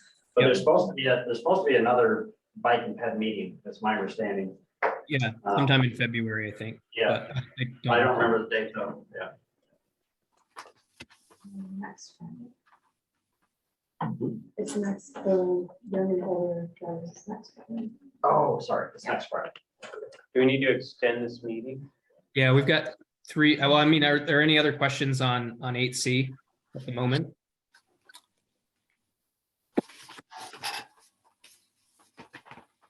None here. Okay, so we'll wrap up 8C. If we want to maybe just extend to, let's say 7:15 or something, just to be on the safe side for the purpose of procedure. I'll make a motion for 7:15. Thanks, Travis. All right, so I heard Larry first, second by Larry. Any opposed? All right, none opposed. So 7:15 new ending time. I'll move us on to item 9, which is informational items. Does anybody have anything for informational items? Oh, I guess I'd like to make one note that there's that the old new e-bike legislation that actually Carrick is trying to get through the legislature. And I know this has been attempted in the past, but I don't think this went anywhere yet, but it's being brought back up in this next legislative session. So at some point, the VPAC might want to look at that again, refresh our memories and perhaps offer any suggestions as that moves forward. Yeah, thanks for that Yeah. comment, Jackson. And I think there was a conversation going on through the Active Transportation Coalition. Is that there's so many Yes.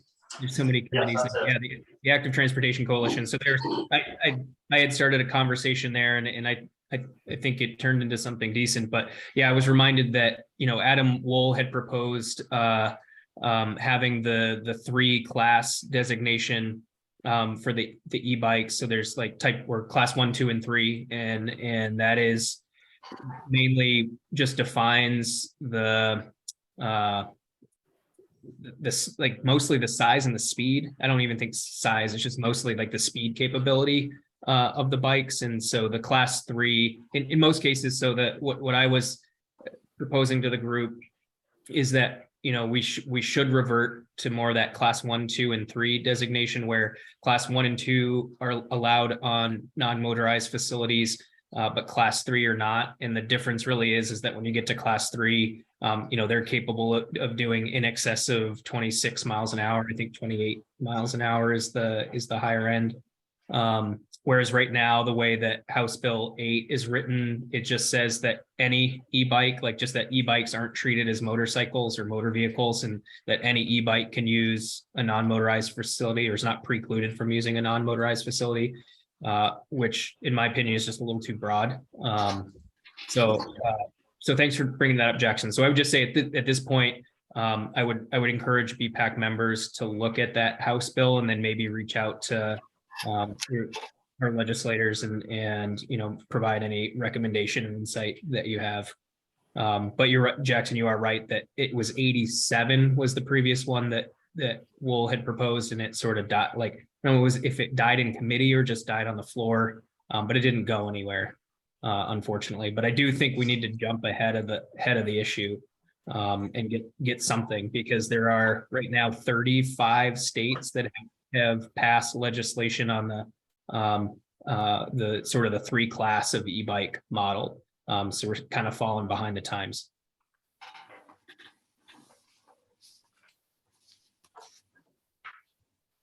Anything else for informational items from BPAC members or fast planning staff? Well, in addition to those fatalities down in Anchorage, there was an article in the ADN about bus stops and the difficulty with the berms being frozen hard and ending up being sledding hills trying to get from the top of the berm into the bus. But there was another issue that happened a couple weeks ago that I found kind of interesting, and it had to do with snow removal down there. And it was about the fact that I believe it's the Eagle River area, or the Chugach area, is actually a road service district. And so there's a contract that was let to a private company to do the snow removal there. When things got out of hand in the city, the municipality apparently asked to bring the private company into the city to haul snow. And the problem became how that was going to get paid for, because it ended up that they were thinking that the Chugach taxpayers were ending up subsidizing the snow removal inside the city of Anchorage. So, these kinds of things can crop up, if you're not aware, with bringing private enterprise into snow removal, you got to be careful how your funding is going to work. Interesting. Yeah, I saw that article too, and it it was a transit shelter half full of like just a frozen block. Mhm. It was bad. I think one of the things that might be of interest to the BPAC, Jackson, is the the use of offset money and what the forecast is for offset money in the future.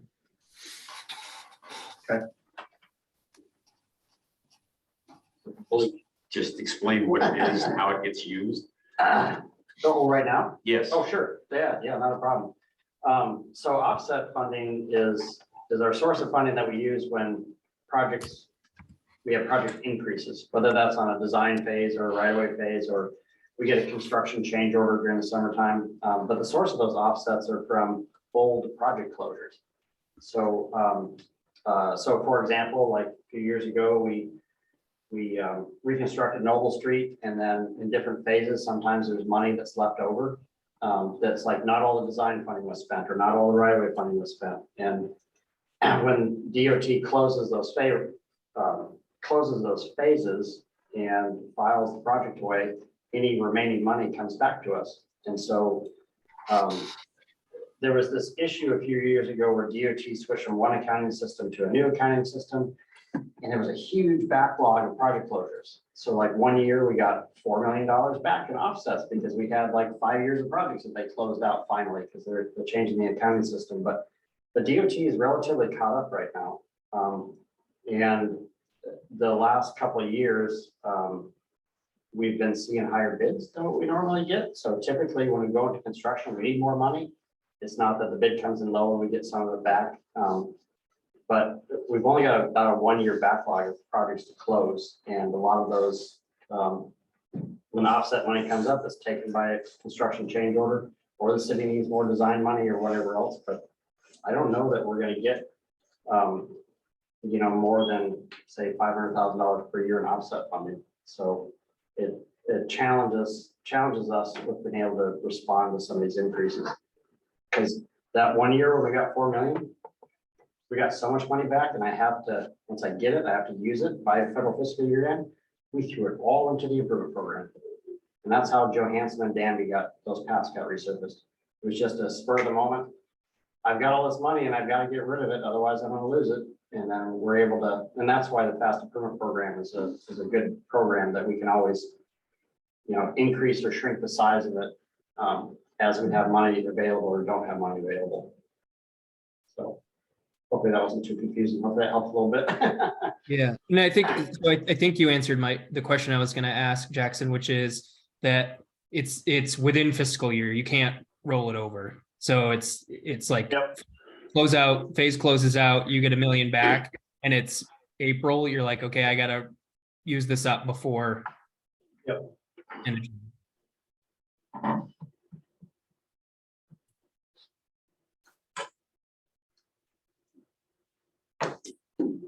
right, sounds quiet. So I'll move us on to number 10, other issues. Anybody got any issues?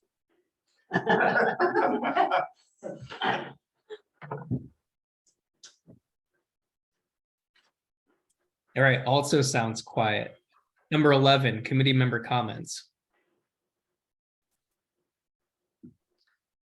I have 3 comments.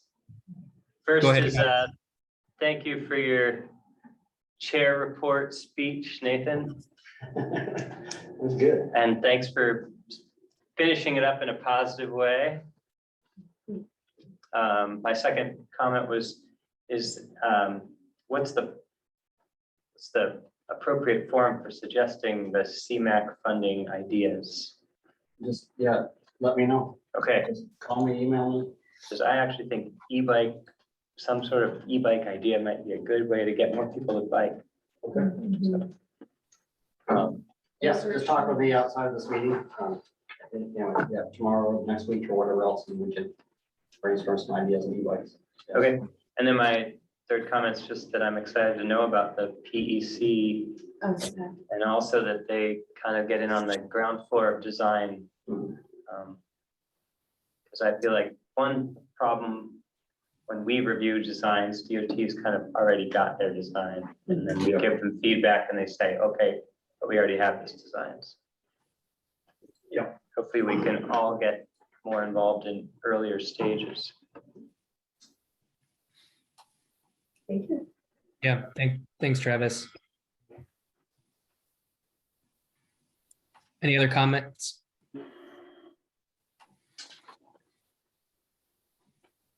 All right, hearing none, I'll move us on to 12, which is adjournment. So if anyone feels so inclined, present a motion to adjourn. Didn't Larry say you could make a motion, Nathan? No, well, I guess I can, right? I don't know. No, Jackson wants to be a stickler. Even though we're under 12, I can't. Move. Motion. I move to adjourn. Thanks, Peter. Second, I'll second. Susan got it. Susan got it in. Okay. So seconded by Susan Bissell. Any opposed to adjournment?